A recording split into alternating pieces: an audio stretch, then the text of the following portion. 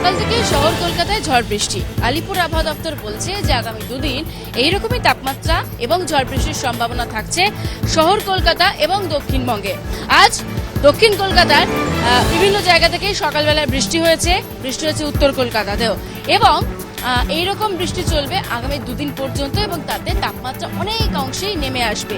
যে হাঁসফাঁসে গরম এই মুহূর্তে শহর কলকাতায় রয়েছে, গোটা দক্ষিণবঙ্গবাসী টের পাচ্ছে যে এই জ্যৈষ্ঠ মাসের গরম, সেই গরম থেকে দুদিন হলেও মুক্তি। কারণ বঙ্গোপসাগরে ঘনীভূত হচ্ছে ঘূর্ণাবর্ত, আর এই ঘূর্ণাবর্তের জেরে গাঙ্গেয় পশ্চিমবঙ্গে প্রচুর পরিমাণে জলীয় বাষ্প প্রবেশ করেছে। আজ কলকাতা, বাঁকুড়া, উত্তর ও দক্ষিণ 24 পরগনা, নদিয়া, বীরভূম এই সমস্ত জেলাগুলোতে বৃষ্টির সম্ভাবনা থাকছে। আগামীকাল এই সমস্ত জেলায় অর্থাৎ শনিবার এই জেলাগুলোতে বৃষ্টির সম্ভাবনা থাকছে।